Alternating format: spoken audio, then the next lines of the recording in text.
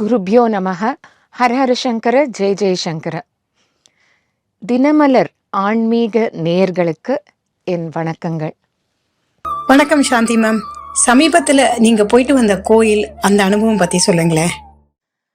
எனக்கு இப்ப ரீசெண்டா இப்போ ஒரு 4 நாள் முன்னாடி மீனாட்சி அம்மன் கோவில் மதுரை போய் பார்த்துட்டு வந்தேன். ஒரு கல்யாணம் அட்டெண்ட் பண்ணிட்டு அப்படியே பார்த்துட்டு வந்தேன். எனக்கு இந்த நின்னை சரணடைந்தேன் நிகழ்ச்சி வழியாக 2 கோவில்கள், அதுவும் வீட்ல கோவிலா கட்டியிருக்கா. அத பத்தி கொஞ்சம் சொல்லணும்னு. அதுல பத்மா மாமின்னு அவள நான் பேட்டி கண்டிருந்தேன். அவ வீட்லயே ராகவேந்திர சுவாமிகள், பெரியவா, ஷீரடி பாபா, காமாட்சி எல்லா சுவாமிகளும் அங்க இருக்கா. அவ ஒரு ரூம்ல வச்சிருந்து இது பண்றா. நிறைய பேருக்கு உடம்பு முடியாதவாளுக்கு அவ சுவாமிகள்ட்ட கேட்டு நிறைய பரிகாரம் சொல்லி நிறைய பேருக்கு தீர்வு நல்ல குணமாயிருக்கு. ரொம்ப மிரக்கிள் ஆட்டம் ஆறுது எல்லாமே. இவாள்லாம் மெசஞ்சர்ஸ் ஆஃப் காட்னு சொல்லுவேன் நான். அந்த பத்மா மாமி அந்த ரூம் சின்னதா தான் இருக்கும். ஆனா அது கோவில்னா அந்த மாதிரி நான் இது சொல்லும் போதே எனக்கு சிலுக்கிறது. ரொம்ப ஒரு மெய் சிலிர்க்கும் அனுபவம். எனக்கு ரொம்ப நாள் பெரியவா கனவுல வரணும், எல்லாருக்கும் வரான்னு சொல்றாளே, எனக்கு வரவே இல்லையே அப்படின்னு நினைச்சிட்டு இருந்தேன். இந்த மாமியை முதல் நான் பார்க்க போயிட்டு என்னோட இன்டர்வியூ முடிச்சுட்டு அந்த மாமி வீட்டுக்கு போய் பார்த்துட்டு போய் அன்னைக்கு படுத்துக்கிறேன். அடுத்த நாள் வெடிகார்த்தால எனக்கு பெரியவா கனவுல வந்துட்டு பாசுரம் படி அப்படின்னு சொல்ற மாதிரி வந்தது. அப்பதான் நம்ம டிசம்பர் மாசம் நம்ம திருப்பாவை இது ஃபுல்லா நான் அப்ப பாடினேன். அந்த அந்த இதுல ரெக்கார்ட் பண்ணி யூடியூப்ல அப்லோட் பண்ணேன். இன்னொன்னு இப்ப ரீசெண்டா போன மாசம் போனது குன்றத்தூர் காமாட்சி கோவில். கோவில் கிடையாது, வீட்லயே இப்ப பிரதோஷ மாமாலாம் வீட்டுக்குள்ளேயே சன்னதி கட்டி கோவில் மாதிரி வச்சிருக்கா இல்லையா, அது மாதிரி இவ வச்சிருக்கா. ரொம்ப அழகு அந்த காமாட்சியும் ஏகாம்பரேஸ்வரரும். அவ்வளோ சக்தி. என்னன்னா ஒண்ணும் இல்ல, அங்க போயிட்டு என்ன பாட சொன்னா நிறைய பாட்டு நான் பாடினேன். அம்பாளுக்கு மேல, சுவாமி மேல, சிவன் மேல எல்லாம் பாடினேன். திடீர்னு எல்லாம் முடிஞ்சிடுத்து, அவ தீபாரதனை எடுக்க போறா. எனக்கு சடனா மைண்ட்ல ஐயோ ஒரு பாட்டு விட்டு போயிடுத்தேன். தாமிரலோச்சனின்னு ஒண்ணு, லதாங்கியில ஒரு சாங்கு, அதை பாடலையே, இது ஆப்டா இருக்குமே, ஏன்னா அம்பாளும் இருக்கா ஏகாம்பரேஸ்வரர்னு அது வருமே. சரி பார்க்கலாம், இந்த அம்பாள் சக்தினா அவ என்ன 300 வாட்டி நீ பாடுன்னு சொல்லுவா, அப்ப இந்த அம்பாள் சக்தியா பார்க்கலாம் அப்படின்னு மனசுக்குள்ள நினைச்சிருந்தேன் கேளுங்க. அப்ப அந்த வெங்கடேசன்கிறவர், அவர் தான் இந்த கோவில் கட்டினது. அவருக்கு பெரியவா உடம்புலயே பேசுறா. அவர் தான் இன்னைக்கு தீபாரதனை காமிச்சுட்டே இருக்கும்போது, அம்பாள் உன்னை பாட சொல்றாமா, பாடு அப்படின்னா. எனக்கு அப்பதான் நினைச்சுட்டு இருக்கேன், எப்படி அவர் சொல்றான்னு. எனக்கு பாடவே வரல, அப்படியே அழுதுருக்கேன். அந்த பாட்டு ஒரு லைன் பாடிட்டும் அப்படியே அழுதுருக்கேன். நான் அழுதுட்டு அதை சுதாரிச்சுட்டு ஃபுல்லா பாடினேன். அப்பதான் அந்த அம்பாளோட சக்தி எனக்கு தெரிஞ்சது. நீங்க எல்லாரும், இந்த வியூவர்ஸ் எல்லாரும் கண்டிப்பா அந்த குன்றத்தூர் அந்த காமாட்சியை போய் பார்க்கணும், அனுகிரகம் பெறணுங்கிறது என்னோட விருப்பம். வெங்கடேசன் மாமாவும் அவ்வளோ நன்னா உங்களுக்கு பரிகாரம், எந்த ஒரு பைசா எதுவும் அவ எதிர்பார்க்கறது இல்ல. நிறைய இந்த மாதிரி நல்ல காரியங்கள், இந்த பத்மா மாமியும் சரி, அந்த வெங்கடேசன் மாமா, அவளோட சிஸ்டர் ரேவதி குமார், அவளையும் நான் ரீசெண்டா பேட்டி எடுத்திருந்தேன். அவளும் இந்த தாயுமான மகான்னு நூலை எழுதிட்டு வரா. நிறைய நல்ல நல்ல சத்காரியங்கள்லாம் பண்ணிட்டு வரா. வேத பாடசாலைக்கெல்லாம் கொண்டு போய் நிறைய டொனேஷன்ஸ், இந்த வரதெல்லாம், இந்த புக்லேருந்து வரதெல்லாம் அவ கொண்டு போய் இந்த வேத பாடசாலைக்கு தான் பண்றா. எனக்கும் நிறைய டிப்ஸ் எல்லாம் கொடுப்பா. இதை பண்ணுங்கோ, இந்த ஸ்லோகம் படிங்கோ, இது நல்லது அது நல்லதுன்னு நிறைய அவள்கிட்ட தான் நான் டிப்ஸ் வாங்கியிருக்கேன். பத்மா மாமியும் என்ன கந்தசஷ்டி கவச்சம் டெய்லி 36 வாட்டி சொல்லணும்னு சொல்லி, ஒரு நாள் தவறாம நான் 36 வாட்டி கந்தசஷ்டி கவச்சம் சொல்லிட்டு இருக்கேன். பிளஸ் இந்த முருகன் கோவில் போய் வேல் போடுறேன். கிருத்திகை, சஷ்டி, செவ்வாய்க்கிழமை இதெல்லாம் விடுறதே கிடையாது. முருகனுக்கு போய் ஒரு 6 சுத்திட்டு வேல் போட்டு வரேன். மாமி இன்ஸ்ட்ரக்ஷன்ல எல்லாம் ஸ்மூத்தா போயின்னு இருக்கு, நல்லபடியா நடந்துட்டு இருக்கு. எல்லாருக்கும் நல்லது பண்ணணும்னே கடவுள் இந்த மாதிரி ஒரு மெசஞ்சர்ஸை அமைச்சிருக்கா. எல்லாருமே இந்த நிகழ்ச்சி மூலமா சொல்லிக்க விரும்புறேன். அந்த மாதிரி ஒரு நல்ல ஒரு நமக்கு ஒரு இந்த மாதிரி ஒரு மாமி, பத்மா மாமி, ரேவதி மாமி, வெங்கடேசன் மாமா, இவா மாதிரி இவாள்லாம் நமக்கு சத்சங்கம் கிடைச்சதுன்னா நன்னா நம்ம முன்னேறலாம், எல்லாரும் நலம் பெறலாங்கிறது என்னோட வியூ. நானும் வந்து நெறைய இது மாரி நல்ல நல்ல காரியம் அவ மூலியமா நான் பண்ணணும்னு நெனச்சுட்டு இருக்கேன். ஃபியூச்சர்ல பார்ப்போம். அது எப்படி கடவுள் சித்தமோ அது மாரி பண்ணணும். அம்பாளே பாட சொல்லி கேட்ட பாடலை கொஞ்சம் பாடி காட்ட முடியுமா? ताम्रलोचनी लताङ्की एकाम्रेश्वर सती त्राहि मां ताम्रलोचनी लताङ्की एकाम्रेश्वर सती त्राहि मां ताम्रलोचनी लताङ्की अम्ब अम्ब இது டாக்டர் பாலமுரளி கிருஷ்ணாவோட காம்போசிஷன். உங்களோட ஆன்மீக இசையுலக குரு யார்? என்னோட ஆன்மீக குரு எடுத்துட்டேன்னா வேதவியாசர் தப்போவனம்னு இங்க சென்னையில சேலையூர்ல இருக்கு. அந்த குருஜி காசி விஸ்வநாதன் அவர்கள் எங்களுக்கு ரொம்ப வருஷமா எங்களுக்கு வந்து ஒரு குருவா எங்களை கைட் பண்ணிட்டு இருக்கார். நிறைய சத்காரியங்கள் வேத பாடசாலைலாம் முன்னாடி நடத்திட்டு இருந்தார். அதுக்கப்புறம் இப்ப வந்து சித்ரா பௌர்ணமி ஆகட்டும், சிவராத்திரி ஆகட்டும், இந்த நவராத்திரி சமயத்துல நிறைய நல்ல நல்ல கான்சர்ட்ஸ் பெரிய பெரிய வித்வான்கள் வந்து பாடுற மாதிரி அமைச்சிருக்கார். அப்புறம் இந்த பஞ்சரத்ன கிருத்திகள் அதெல்லாமும் நடக்கும். நான் எல்லாத்துலேயுமே நாங்கெல்லாம் போய் பங்கேற்று குருஜிக்கு வந்து அவருக்கு வந்து நாங்க வந்து ஒரு பக்கபலமா இருக்கணும்னு அவருக்கு ஒரு ஆசை. அதே மாதிரி எங்களுக்கும் அவரோட அனுகிரகம் எப்பவுமே அவரோட ஆசீர்வாதம் இருக்கு.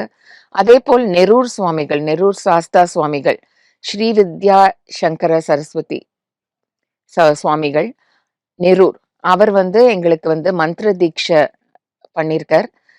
பூண்டு, வெங்காயம் இதெல்லாமும் நாங்க விட்டாச்சு. ஏகாதசி விரதம் இருக்கோம்.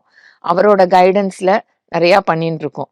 இப்ப 2 பேரும் தான் என்னோட ஆன்மீக குரு. ஆஹ் என்னோட இசைக்கு வந்து குரு வந்து ஃபர்ஸ்ட் குரு வந்து நீடாமங்கலம் வி.வி. சுப்பிரமணியம், லேட் ஸ்ரீ நீடாமங்கலம் வி.வி. சுப்பிரமணியம் அவர்கள். அப்புறம் ஸ்ரீ மகாராஜபுரம் சந்தானம் சார் அவர்கள். அதற்கு பிறகு இப்ப வந்து நான் பிரசண்டா மதுரை ஆர் சங்கர் பிரசாத் அவர்கிட்ட கத்துட்டு இருக்கேன். தெய்வம் மனுஷ ரூபேன சங்கடமான சமயத்துல உங்க வாழ்க்கையில வந்த நபர் பத்தி சொல்லுங்க. எனக்கு வந்து கல்யாணம் வந்து 1985ல நடந்தது. பிப்ரவரி மாசம். டிசம்பர் மாசம் எங்க அப்பா தவறிட்டா. ஒரு கேப் ஆஃப் ஒரு 10 மாசம் தான் அப்பா இருந்தா. அப்ப எங்க அம்மாக்கு வந்து 45 வயசு தான். அப்பாக்கு வந்து 54 வயசு. 2 பேருக்கும் 10 வயசு டிஃபரன்ஸ். அம்மா ரொம்ப ஒடிஞ்சு போயிட்டா. ஏன்னா சடன்லா மேசிவ் அட்டாக்ல அப்பா செத்து போயிட்டா. அப்ப வந்து கரெக்டா அப்பதான் நான் கல்யாணம் ஆகி வரோராங்கிற ஒரு நாக்பூர் பக்கத்துல ஒரு இடத்துல இருக்கேன். அப்ப நான் வந்து 8 மந்த்ஸ் பிரெக்னென்ட். மூத்த சன் வேற. பிப்ரவரி கல்யாணம் ஆறுது. இது டிசம்பர்ல நடக்கிறது. அப்ப என்னோட கணவர் அங்க வோல்டாஸ்ல விட்டுட்டு ஏன்னா எனக்கு ஒரு பிரதர். அவர் 1 வயசு தான் என்னை விட பெரியவர். அவர் வந்து கடவுள் அந்த தக்க சமயத்துல என் கல்யாணத்தை நடத்தி என் ஹஸ்பண்ட் வந்து அந்த அப்பா ஸ்தானத்துல இருந்து அந்த ஃபேமிலியை வந்து எடுத்துக்கொண்டது வந்து அது தெய்வம் மனுஷ ரூபேன அப்படின்னு சொல்றதுக்கு ரொம்ப ஆப்டான ஒரு விஷயம். ஏன்னா அந்த தருணத்துல நாங்க எல்லாம் அவ்வளோ எங்க அம்மா எல்லாம் ஒடிஞ்சு போயிட்டா. ஏன்னா எதிர்பார்க்காத சடனா நடந்ததுல என்னுமே புரியல. அங்கங்க அப்பா எங்க வந்து யார்கிட்ட பணம் கொடுத்து வச்சிருக்கா, என்ன தரணும், ஒண்ணுமே ஒரு இதுவே இல்லாத இருந்தது. என்னோட கணவர் தான் அங்கேருந்து குவிட் பண்ணிட்டு வோல்டாஸை குவிட் பண்ணிட்டு இங்க வந்து அருண் எக்ஸலோன்னு எங்க அப்பா பேர்லயே அந்த ஒரு நிறுவனத்தை அவர் வந்து ஆரம்பிச்சார். அது வந்து தெய்வம் மனுஷ ரூபேன அப்படிங்கிறதுக்கு ஒரு நல்ல ஒரு உதாரணம்னு நினைக்கிறேன். மடாதிபதிகளை சந்திச்ச அனுபவங்கள் ஏதாவது இருக்கா? எங்களுக்கு இப்போ ஒரு 3-4 வருஷமா ரொம்ப ஒரு பிளெஸ்ஸிங்னு சொல்லுவேன். நிறைய குருக்களை சந்திச்சுட்டு இருக்கோம். நம்ம வந்து இந்த மடாதிபதிகள் அவளெல்லாம் எதனால நம்ம அடிக்கடி போய் பார்க்கணும்னா, நம்ம கண் திருஷ்டியெல்லாம் அவ எடுத்துடுறா. நம்ம அடிக்கடி போய் பார்க்கறதுனால என்ன ஆகுதுன்னா, திருஷ்டி நம்ம மேல இருந்ததுன்னா எல்லாம் கழிஞ்சிடும். அண்ட் நல்லது அவ கண் பார்வை நம்ம மேல பட்டாலே எல்லாமே நல்ல காரியமா நடக்கும். அப்படி வந்து ஃபர்ஸ்ட்டு நெரூர் சுவாமிகள பார்த்துட்டோன்னா, எங்க வீட்டுக்கு வர சொல்லி கூப்பிட்டோம். அவர் வந்திருந்தார். அது ஒரு பெரிய ஒரு ரொம்ப ஒரு எங்களுக்கு என்ன ஒரு சொல்றது, ஒரு பிளெஸ்ட் ஃபீலிங். அவர் எங்களோட ஜீவாங்கிற அந்த இடத்துக்கும் வந்திருந்தார். நவராத்திரி சமயத்திலயும் இருந்தார். அப்புறம் திருக்கல்யாணமும் பண்ணார். அப்போ அந்த சமயம் வந்து புவனேஸ்வரி சுவாமிகள், பிரணவானந்த சுவாமிகள் அவரும் வந்திருந்தார் அப்போ. அப்ப அவரோட இதுவும் கிடைச்சது. அதுக்கப்புறம் சக்கடபுரம் பெரியவா வந்தா. சக்கடபுரம் பெரியவாள வந்து பத்மா மாமி மூலியமா தான் நாங்க போய் பார்த்தோம். அவாளையும் வீட்டுக்கு கூப்பிட்டுருந்தோம். அவளும் வீட்டுக்கு வந்துட்டு, நம்ம ஜீவாங்கிற எங்க இடத்துக்கும் வந்தா. இதுல என்னன்னா, அந்த ரெசிடென்ட்ஸும் அவ்ளோ சந்தோஷப்பட்டா. அந்த அவ்ளோ பேரு இருக்கா அங்க 400 பேர் கிட்ட. எல்லாருக்கும் ஒரு குடுப்பின. அவ்ளோ வயசானவா எங்க போய் பார்க்க முடியும் இந்த மாதிரி. இந்த மாதிரி குருமார்கள் வந்து அவளுக்கு ஆசீர்வாதம் பண்ணது, அவ்ளோ ஒரு டிவைனா இருந்தது எங்களுக்கு. அவ்ளோ சந்தோஷமாவும் இருந்தது. அதற்கு பிறகு சகடபுரம் பெரியவா வந்தா. அப்புறம் விஜயேந்திர சரஸ்வதி, காஞ்சி விஜயேந்திர சரஸ்வதி சுவாமிகள், புது பெரியவா. அவாள போய் நாங்க திருப்பதியில பார்த்துட்டு அழைச்சோம். அவ வந்து நம்ம ஜீவாக்கு வந்து ஒரு 3 1/2 மணி நேரம் அங்க கோஷாலாலாம் பார்த்துட்டு, எல்லாருக்கும் வந்து ஆசீர்வாதம் பண்ணி, ஒருத்தருக்கும் ஆசீர்வாதம் கூப்ட்டு, பழம் குடுத்து, அவ்ளோ நிதானமா இருந்து அருளுரைலாம் குடுத்துட்டு போனா. இது வந்து ஒரு பெரிய ஒரு எங்களுக்கு வந்து ஒரு பெரிய பிளெஸ்ஸிங்ன்னு நான் கருதுறேன்.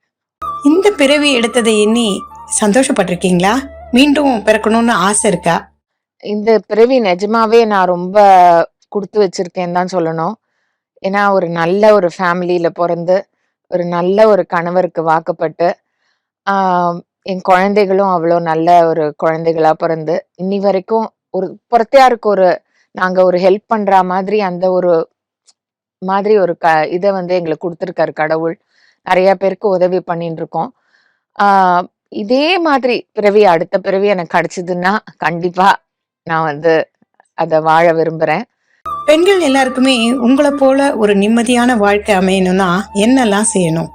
இப்ப எல்லாருக்குமே வந்து ஆ எடுத்தோனயே வந்து ஒரு எக்ஸ்பெக்டேஷன்ஸ் இருக்கு. உடனே கல்யாணம் பண்ணிட்டேன்னா, அதுக்கு ஒரு மரியாதை இருக்கு. ஆனா, அந்த கல்யாணத்த பண்ணிட்டு உடனேயே வந்து ஒத்து வரல அப்படின்னு டிவோர்ஸ்க்கு போயிடுறா. அதெல்லாம் இல்லாம ஒரு ஈகோ முதல்ல விடணும் நம்ப. ஃபேமிலி முக்கியம், பாண்டிங் முக்கியம், நம்ம ரிலேஷன்ஸ் முக்கியம். அதுக்கு வந்து முக்கியத்துவம் குடுக்கணும்னு நான் நினைக்கிறேன். உடனே போய் உதவி பண்ணறதுக்கு மனசு இருக்கணும். பொறாமப்படக்கூடாது. நெறைய நீங்க வந்து நல்ல எண்ணங்கள வளர்த்துண்டு, ஒருத்தருக்கு உதவணும், அந்த மாதிரி ஒரு எண்ணங்களுக்கு போயிட்டாலே உங்களுக்கு வந்து வாழ்க்கை நிம்மதியா இருக்கும். நம்ப வந்து செல்ஃபிஷ்ஷா நமக்கு பண்ணிக்கிறத விட, இன்னொருத்தருக்கு பண்ணி பாருங்கோ, அதுல இருக்கிற சந்தோஷமே தனி. நான் வந்து எனக்கு கிடைக்கிற இதுல யாருக்கு என்ன மாதிரி உதவி இப்ப எனக்கு வந்து இந்த பத்மா மாமியும், வெங்கடேசன் மாமாவும் இப்ப கிடைச்சிருக்கிறதுல, நான் இந்த நிகழ்ச்சி வழியா நெறைய பேர நான் சந்திக்கிறேன். அவ வழியா என்ன நல்லது பண்ண முடியுமோ, வர இவாளுகிட்டலாம் யாருக்கு வந்து நோய்வாய்ப்பட்டாலோ, இது பண்ணாலும் நான் வந்து அவளுக்கு ஹெல்ப் பண்றேன். அந்த மாதிரி வந்து உங்க மனச வந்து இன்னொருத்தருக்கு ஹெல்ப் பண்றதுக்கு நம்ம வந்து புத்தி செலுத்தணும். கல்யாணத்துக்கும் நான் வந்து நெறைய பேருக்கு வந்து வரன்லாம் வந்து இப்டி இப்டி ஃப்ரெண்ட்ஸ் வழியா கேட்டு வரன் வந்து சொல்லுவேன். அதனால எல்லாரும் என்கிட்ட வந்து சாந்தி எனக்கு ஒரு நல்ல பையனோ, பொண்ணோ கொஞ்சம் சஜெஸ்ட் பண்ணு அப்படின்னு வருவா. ரொம்ப ஆஸ்பீஷியஸா தே வில் திங்க். நான் சாந்திட்ட போனேன்னா நல்லது பண்ணுவா. அவளுக்கு ஒரு நல்ல மனசு அப்படிங்கிற மாதிரி ஒரு எல்லாருக்கும் ஒரு எண்ணம் இருக்கு. அது வந்து நான் பேசிக்கலாவே எனக்கு அது பண்ணணும்னு ஒரு எண்ணம் இருக்கு. எங்க அம்மா, அப்பாவும் அந்த மாதிரி தான் என்ன வந்து எல்லாருக்கும் உதவணும். மாமனார், மாமியார வச்சுக்கணும். நல்லபடியா நடத்தணும். அதெல்லாம் கோவப்படக்கூடாது. அனுசரிச்சு போணும். இப்படிலாம் சொல்லிக் குடுத்துருக்கா. அதெல்லாம் நம்ம கடைப்பிடிச்சாலே போறோம். வாழ்க்கை நிம்மதியா இருக்கும். வாழ்க்கை நிம்மதியா இருக்கிறது உங்க கையில தான் இருக்கு. நீங்க எல்லாத்தையும் காம்ப்ளிகேட் பண்ணி எல்லாமே கஷ்டம்னு நெனைச்சா கஷ்டமா தான் இருக்கும். எதுவுமே வந்து சிரமமா நினைக்கக் கூடாது. வீட்டு காரியத்தையும் நம்ப வீடு நம்ப பண்ணணும் அப்படின்னு நினைச்சுன்னு பண்ணணும். அவ பண்ணட்டுமே, இவ பண்ணட்டுமே நம்ம எதிர்பார்த்துட்டு இருந்தோம்னா, எப்பவுமே எதிர்பார்ப்பு தான் நமக்கு கெடுக்கிறதே. எதிர்பார்ப்பே இல்லாம நம்ம காரியத்தை பண்ணிட்டு போனா எல்லாமே சுமூகமா நடக்கும்.